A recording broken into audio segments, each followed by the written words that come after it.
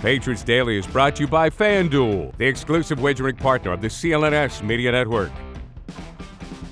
What's going on, everyone? Tayler Kyles here for CLNS Media with one of my favorite people covering the Patriots, Miguel Benzan, aka Pats Cap on Twitter. With the Patriots going through a pretty rough season, if we're going to put it nicely, it's about time we start getting realistic and looking towards 2024 and how this team can start to build itself up, because there's extension candidates still on the roster. You know, people are talking about what they can do with all their cap space next offseason. Lots of questions. So we're going to start that talk now after back-to-back losses to the Commanders and Colts. And we're going to start talking about something to put some smiles on people's faces for the future. But first, before we get into that, Miguel, how are you doing, brother? Good to see that face. You know, I love that smile. Thank you. Doing all right. It's a pleasure meeting you. Seeing you. This is our first podcast together, and hopefully it won't be our last. It is awesome to see you crushing it. And that's all I got to say. I mean, we've never met in real life. All right. Mm-hmm. So I was telling Tyler before that I did not realize he's that tall. The camera adds 2 inches or whatever. I don't really. I'm like, oh my gosh, but I'm like, okay. That's so funny. I'm like, oh my gosh, you're 6'3"? I'm like, goodness gracious. I didn't believe it. I'm like, all right. I thought you were like 6'1". All right. And how? Oh. And tell me, please, with the beat writers, you guys have a basketball team. We're working on it. Me and Kari, we're the captains right now. We're still trying to get our team together. We got Brian Hines, we're talking about it, but can't break that right now. Okay. So let's go. Okay. But thank you for the kind words, buddy. I really appreciate you. But I need your expertise because we got a lot of questions as this team has a rebuild on its hands in the near future. Oh my gosh. So first, the Patriots have, or at least reported to have, the third most cap space next offseason. So first, you were amazing. Got us some graphs, some visual aids. So I'm going to ask you, do the Patriots actually have as much 2024 cap space as it's being reported that they do? And what's their cap health looking like? Okay, the cap health is great. Okay. Mm-hmm. Some people say 100. Some people say 90. Some people say 120. All right. Mm-hmm. But way like 2 months ago, people were saying 120. Now it's 100. Now it's 90. All right. Mm-hmm. And folks, when you hear that number, $90 million, all right, you should ask the person, how many people do they have? How many Patriots players do they have the Patriots signed for with that $90 million? All right. Because every year after the end of the regular season, the Patriots sign most of their practice squad players to future contracts. Mm-hmm. They have 16 players on the practice squad right now. I expect for them to sign somewhere between 12 to 16 of them. All right. Okay. So that gives, and they already have 44 players on the roster. That gives them around 60 players on the roster. That's more than 51, because that's the cutoff for the top 51 rule. And we'll just go about that. During the offseason, only the salaries of the 50 players with the 51 highest cap numbers count against the cap. That's how a team can afford to have 90 players on the roster during the offseason, because you're not counting 39 salaries. All right. They start counting the salaries, everyone's salary, right before the start of the regular season. All right. Mm-hmm. So when you hear that $90 million, that's probably at someone who's looking at the site and saying, hey, the Patriots have officially 44 players signed for 2024. What I do is I'm projecting that the Patriots are going to sign a great deal of the practice squad players' future deals. I'm also looking at, hey, I know the Ramondre Stevenson. He has played enough snaps during the first 3 years of his rookie deal to increase his salary to what the low RFA 10 will be in 2024. Right now, none of us know what the exact number will be for the league cap number. Right? Okay. I say 250. Mm-hmm. I know the other two sites are saying 256. But if you listen to Jason Fitzgerald, the owner of overthecap.com, even him, he's having some pause with his number. So I'm just using 250 because I've heard from my sources that's what the league officers are using, 245 to 250. So I'm going with the high number. All right. Mm-hmm. And Jason has said several times in this podcast, his $256 million number is a guess. Okay. So I'm just using the guess by the league officials. No offense to Jason, but instead of using his guess, I'm going to use one by league officials instead of him. No offense to him. Okay. So then are they including the $900,000 off-season workout charge, bonus charge? They're not. All right. Mhm. And then I will talk about, like, for example, they are probably not including the incentives that will be considered as of now likely to be earned in 2024. All right. For Okay. example, David Andrews, Jelani Tavai, Lawrence Guy, all have incentives that are going to be likely to be earned as of now that are not showing up on the books in 2024. All right. And then the other sites are overestimating the cap number for some players because they presuming that the player is going to have 17 active roster bonuses in 2024. Players who are on IR this year, like Daniel Eckerle, Matthew Judon, Calvin Anderson, they've been all missed games. So they're not going to have 17 active roster bonuses. So their cap number is going to be Devontae Parker. Their cap number is going to be less. All right. Okay.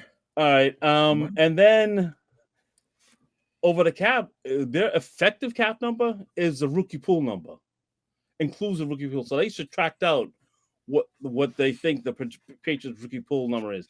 I of the opinion that worrying about what you're going to sign for the draft picks for is a little bit much when you don't have to sign the draft picks until right before the training camp. You don't have to sign them. There's no competitive gain advantages gained by signing them in April.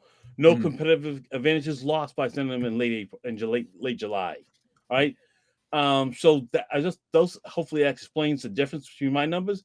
And I just show you this, folks. This number you hear, the 74.7 number, that changes every week depending on how people are progressing toward the incentives.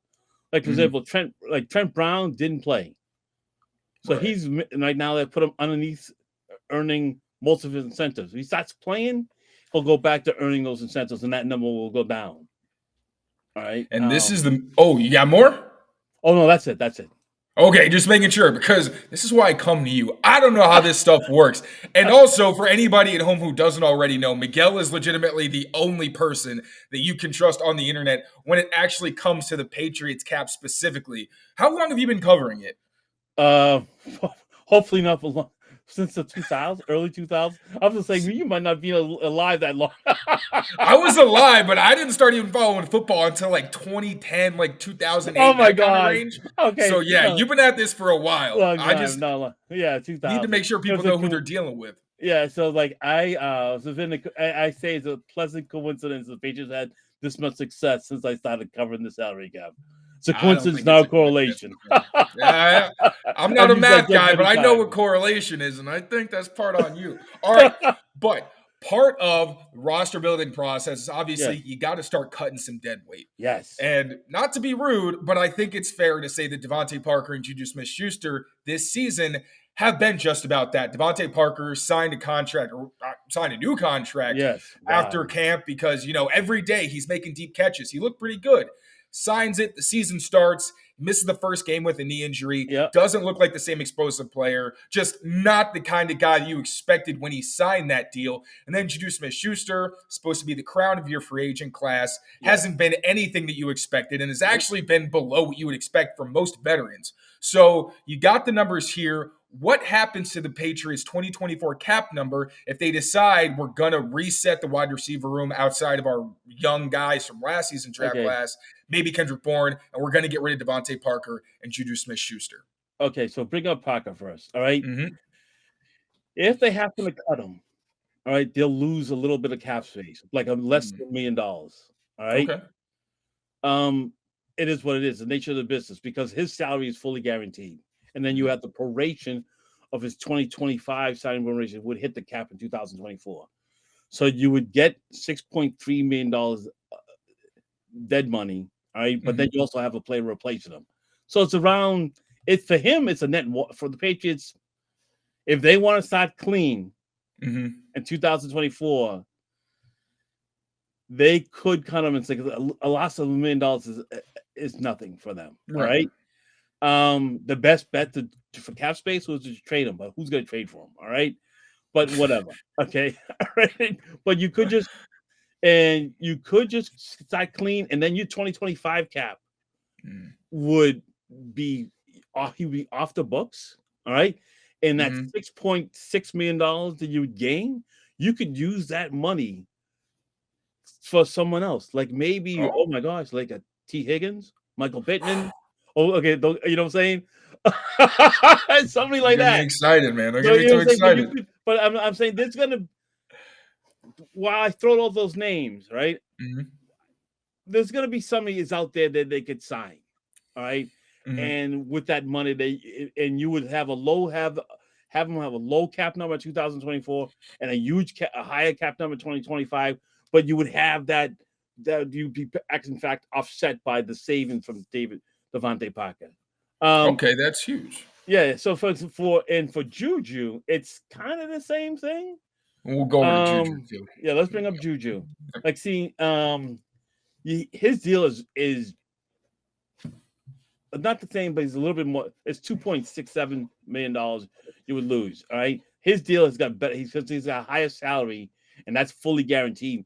He's better protected by his salary structure. That's why it's very important. Like, for example, people kept on saying that he signed the same deal as Jacoby Myers. All right, in fact, they did not. Juju has better guaranteed money. All right. But he also has more incentives too. So it's a trade-off. So he has to earn to get to the $33 million.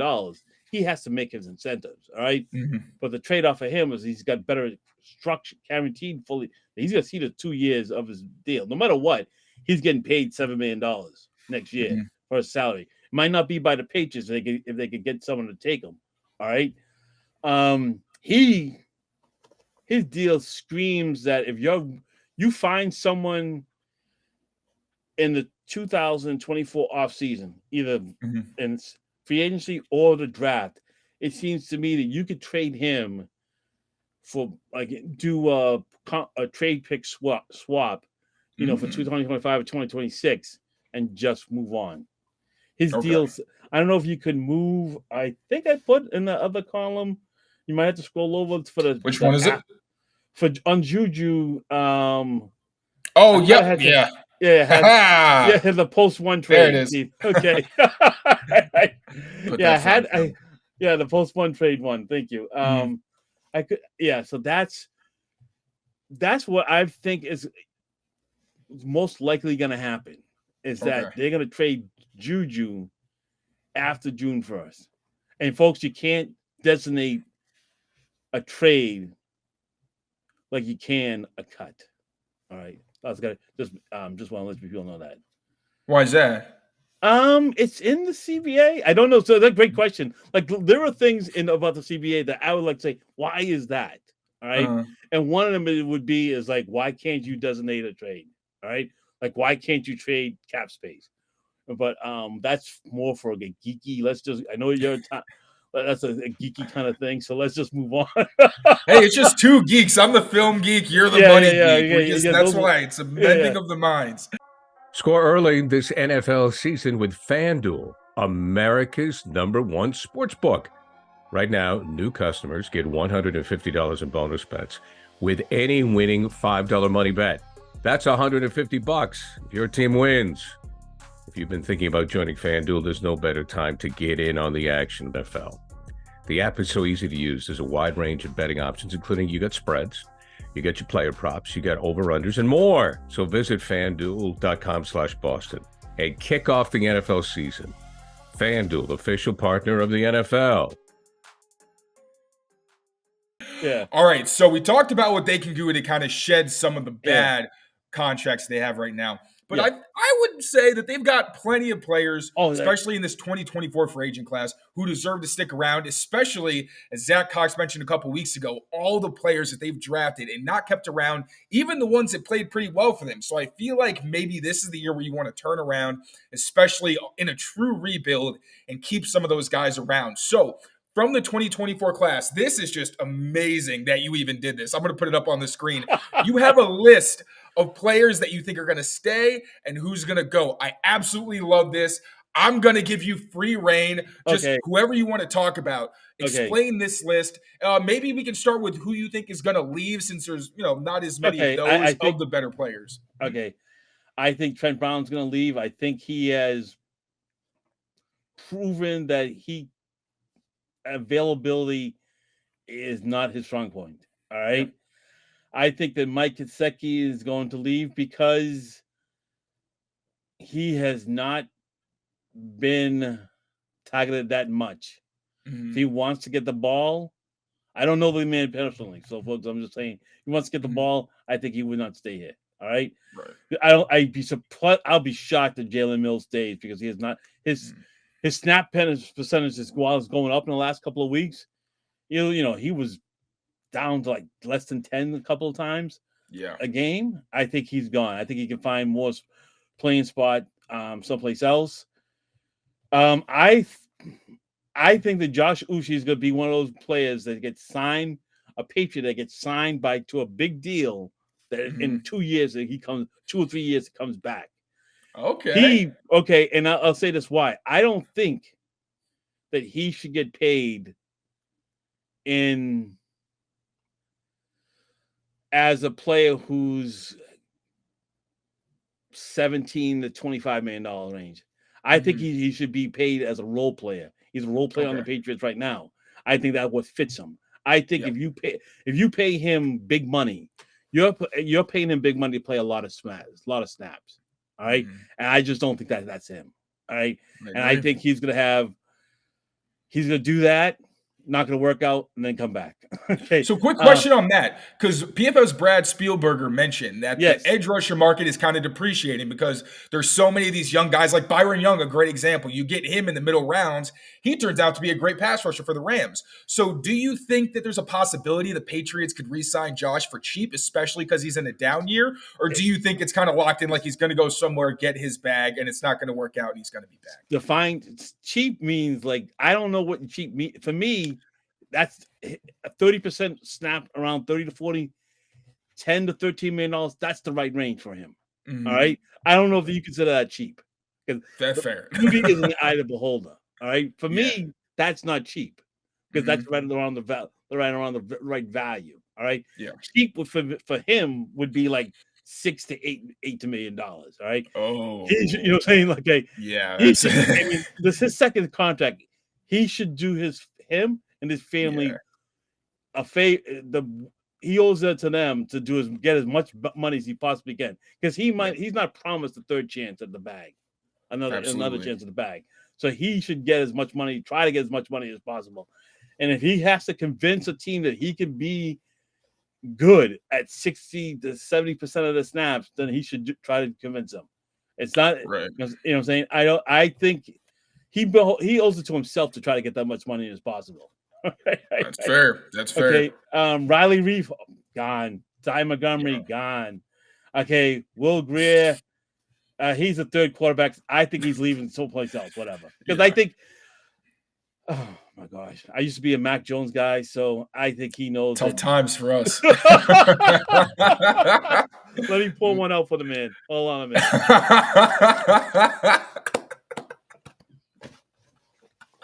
Okay, and I have. Oh my gosh, I'm sorry. I sent you this, and I realized that Hasty's actually signed for 2024. Okay. I think Matthew Slater retires. Terez Hall. It's been proven that it's like a little thing. If you're not on the Patriots.com webpage while you're injured on IR, they're not going to sign him back. They're not taking him back. I thought he was gone from an injury release settlement or something like that. That might have been somebody else. Might have been somebody else. Yeah, so no. They reached settlements with 2 players. He wasn't one of them. Okay. So, like, on the NFL public salary cap page, they have an account. And so my count matches up to this exactly, and that's including Terez Hall. That's how I know he's still on there. But if you go to the Patriots.com, you will not find Terez Hall's name on there, so he's not coming back. All right. Brother. Okay, and then see, I should say this: the snap percentages as of week 10. Like, people who are on IR, of course, each week the percentage will go down because they're going to be missing more and more games. Attention to detail. That's why you're the best, man. That's why you're the best. All right, thank you. But so I do want to show off the other amazing graphs that you have, because you also had some potential contracts for their top extension candidates or their top re-signing candidates. So here is how it looks for Mike and Wenu. Break this one down for us. Oh, I just think he's like the guy from the Packers, Jenkins, Elton Jenkins. Yep. He should just be building off of that deal. Like literally, he's in the same kind of boat. Versatile players who can play inside, outside. Jenkins has, you can see at the bottom, and as I point to it like a big deal, like you can see me pointing at the bottom, that they haven't. Jenkins has incentives for Pro Bowl. It's because a bigger incentive if he has to make the Pro Bowl at left tackle or right tackle. If he makes the All-Pro time at left tackle, right tackle, he gets paid more money. I think I'm just building off of that deal. We've seen, like, you keep on putting out the film from the right side, city side, Michael. Folks, I really, really want them to have continuity on this offensive line. It's not been, I'll say this for Mac. He has had, I keep track of the O-line combinations, right? He's had very little continuity versus 3 years. Yeah. All right. So whoever I think is, let's just say 2021 first round pick. He'd be better off if he knew that he's going to have a right hand side of City South and Michael Wano for the next 3 or 4 years. All right. It'd be so much that, oh my gosh, that'd be awesome. All right. So every time you tweet that stuff out, I'm like, sign him. Me too, man. That's why I'm sending it out. I'm hoping somebody in the building will be like, this guy's onto something. Yeah, like, oh my gosh. It'd be, so like, just going to talk, like in 2024, let's say they draft someone high. All right. The time to spend money in free agency is his first rookie deal, because most free agents deal is basically 2 years, and let's see what happens after that. All right. So you get somebody for 2 years, in his third year. All right. The year he needs to make sure he shows out to get his fifth year option picked up. You can switch over to another. You have to make some moves in free agency that way. So this is the time to do it, especially if you're going to draft a quarterback high. This is the year to sign players. Okay. Yep. And I think this is a fair, and I think this is a fair deal for both sides of the player, for both sides of the team. All right. Let's see what happens. As I said this, I tweeted out earlier today.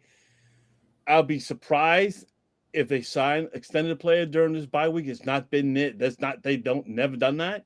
But I think if I was the Patriots and I want to get some of that stink off, I would offer them. I would do that. I would extend someone this bye week. I like it.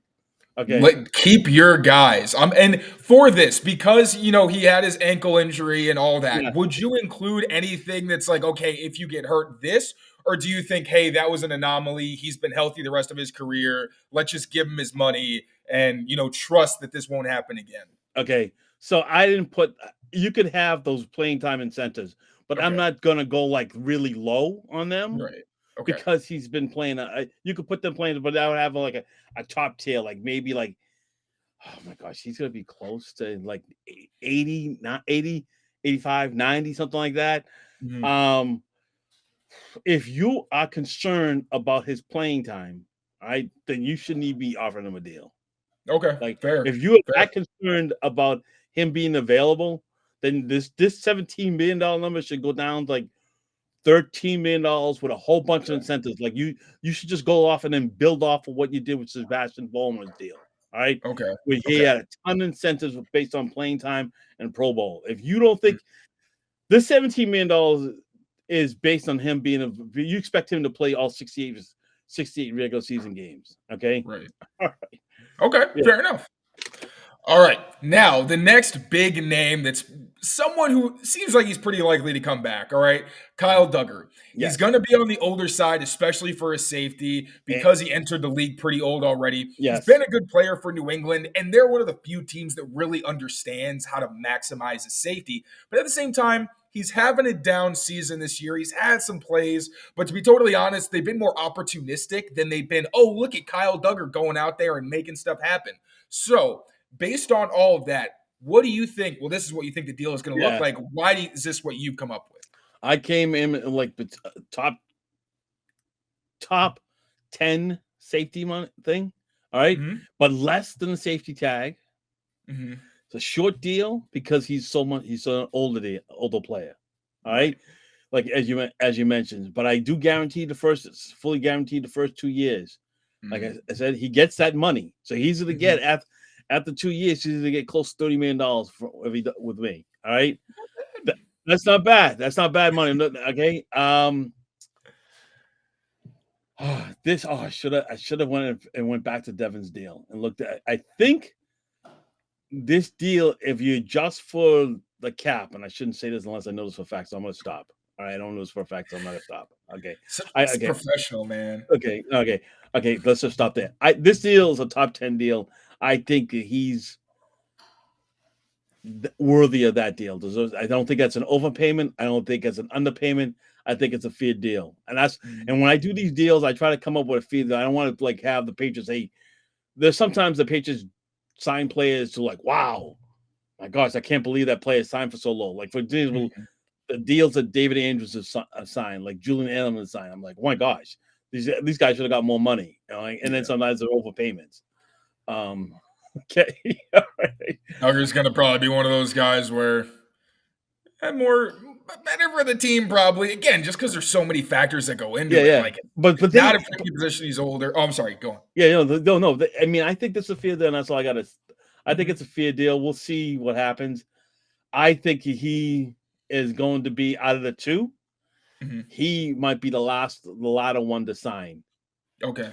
I think it's more likely that Awano would get extended this year than Duggar.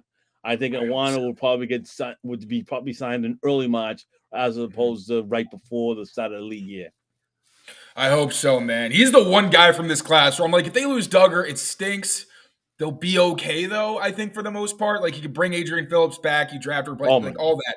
And when it was the guy where he can play, he can be a great guard for you or he can be a really good tackle, I feel like with all the lack of continuity they've had, he has to be a priority.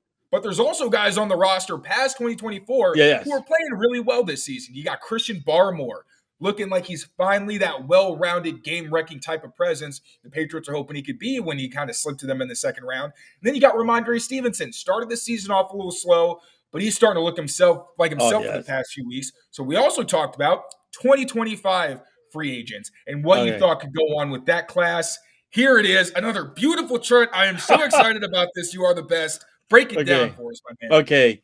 So the cut guys are guys I think they're going to cut just to create caps. So that $74.7 million, that's before these cuts. Okay. And that's before they cut J.C. Jackson. I think they're going to cut J.C. Jackson. All right. So I think those three, and you notice I'm picking older guys, or in the case of Calvin Anderson, a guy who hasn't been able to stay healthy. All right. Yeah. And I should say with the extended guys, I should really say could possibly be restructured. Like, for example, Matthew Judon, I could see him either redoing his deal or extending him. Like, I really think they're going to extend Jabril Peppers. I really think in this running back market, all right, if I was Ramondre Stevenson's agent, all right, I would try to get an extension, all right? But I'm not trying to get the bag. I'm not trying to get what Saquon Barkley is trying to get or Josh Jacobs going to get. I'm trying to get somewhere in the $6 to $8 million range. All right. But I'm trying to get some good guarantees in 2024, 2025. And if I hit the Pro Bowl, I get an incentive for that. I try to get, that kind of stuff with like follow up on like James White deal where I have total scrimmage an incentive instead of a rushing incentive or a receiving yards. I try to get total scrimmage yards incentive. They like Sean Wade. He's been playing more. And he's going to be a guy you could sign to like a Jelani Tavai, a Daniel Eklund deal, a really low deal, like somewhere in the $1 to $3 million range. He's not going to take up that much cap space. People will go, oh my gosh. And like they sign these guys, they're not going to be able to sign any big. It's just like when the cap's going to be $250 million, and you sign a guy for $2 to $3 million, that's 1%, maybe 1% of the cap. Nickels and dimes. Yeah. 1%. So don't. I'm not going to tell people how to live, but I just advise you, don't stress out about a 1% deal. This holiday season, you might be looking for nutritious, convenient meals to keep you energized on jam-packed days. Factor, America's #1 ready-to-eat meal delivery service, can help you fuel up for breakfast, lunch, and dinner with chef-prepared, dietitian-approved, ready-to-eat meals delivered straight to your door. You'll save time, eat well, and stay on track with your healthy lifestyle while tackling all your holiday to-dos. Too busy with holiday plans to cook, but want to make sure you're eating well? With Factor, skip the extra trip to the grocery store and the chopping, prepping, and cleaning up too, while still getting the flavor and nutritional quality you need. Factor's fresh, never frozen meals are ready in just 2 minutes, so all you have to do is heat and enjoy. Skip the stress of meal prepping over the holidays with Factor. Choose from 35 plus weekly flavor-packed, fresh, never frozen meals that support a healthy lifestyle and meet your meal preferences. All delivered right to your door and ready to eat in 2 minutes. This November, get Factor and enjoy eating well without the hassle. Simply choose your meals and eat fresh, flavor-packed meals delivered to your door. Ready to eat in just 2 minutes? No prep, no mess. Head to factormeals.com/PatsDaily50 and use code PatsDaily50 to get 50% off. That's code PatsDaily50 at factormeals.com/PatsDaily50 to get 50% off. Christian Barmore, oh my gosh. Big man. Oh, he's playing. If the Patriots aren't going to pay him, somebody will. And it might as well be the Patriots. I'm like, imagine he keeps on doing it, and he does that next year. All right. With everybody back. I'll start looking up the 2025 first defensive tackle tag.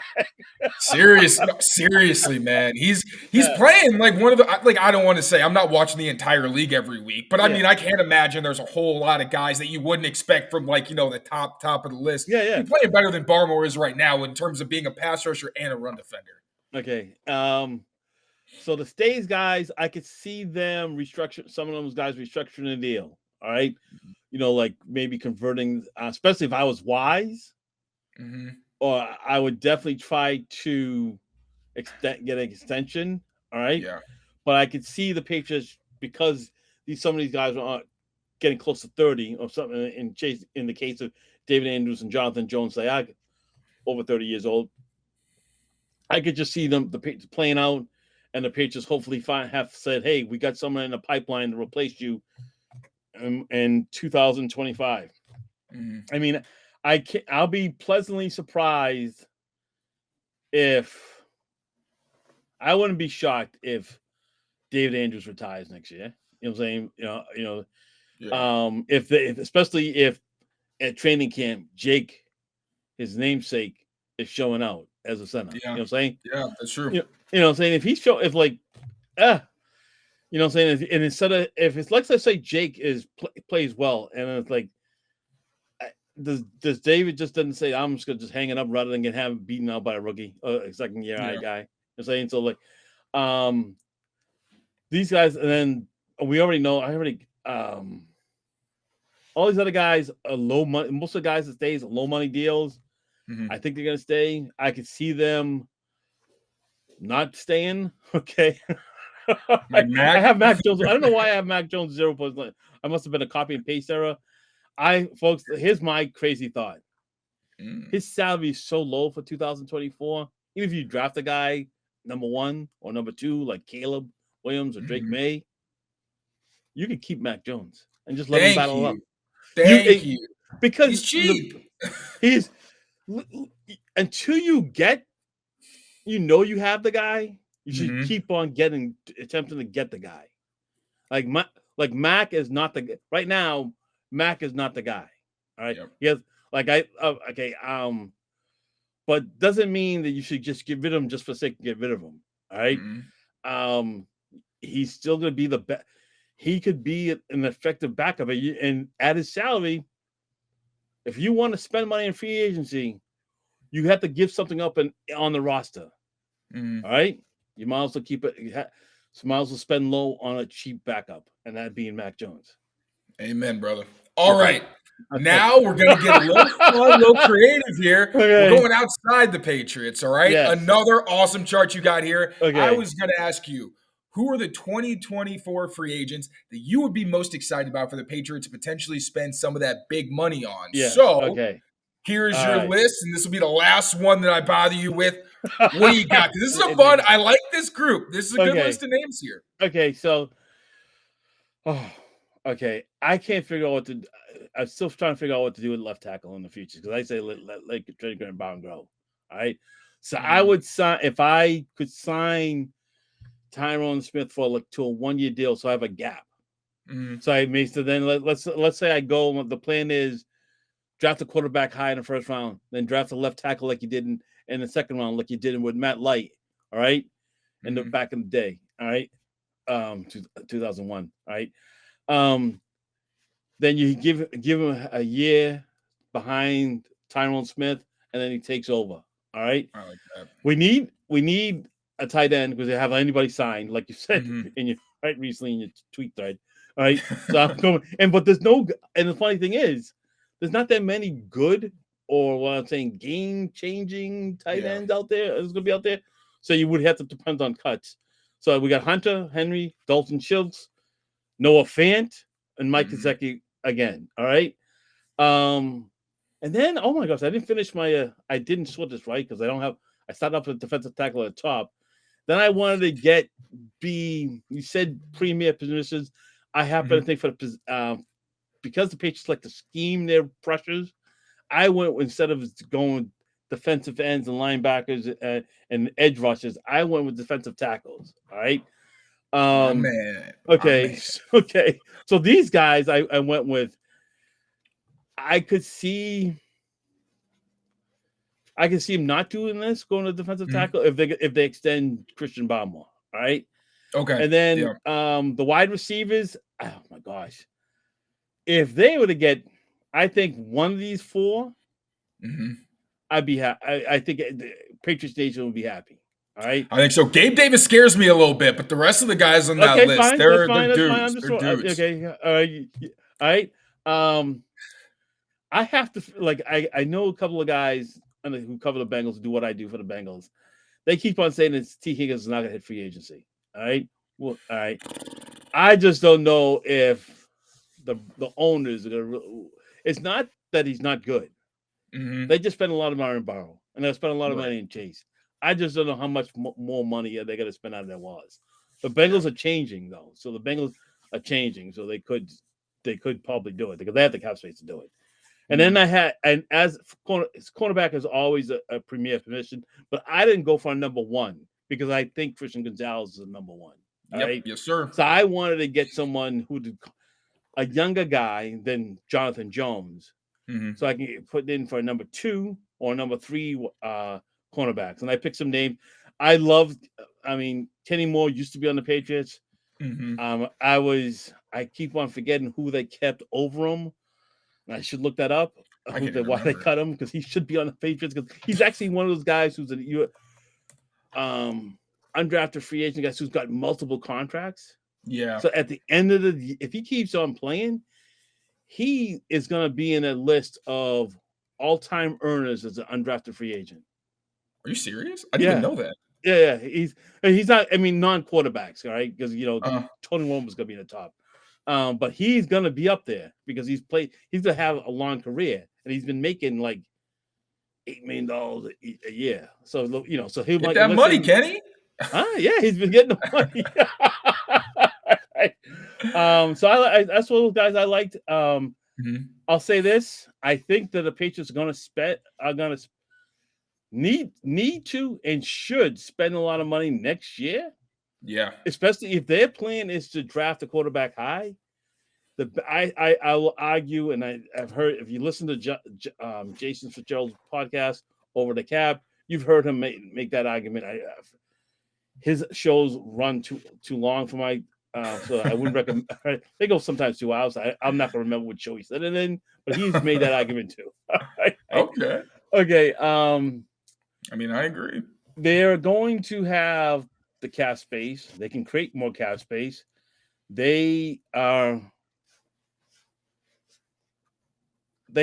the means. It's now the will and the vision. Mhm. That's I think Whoever's vision it is.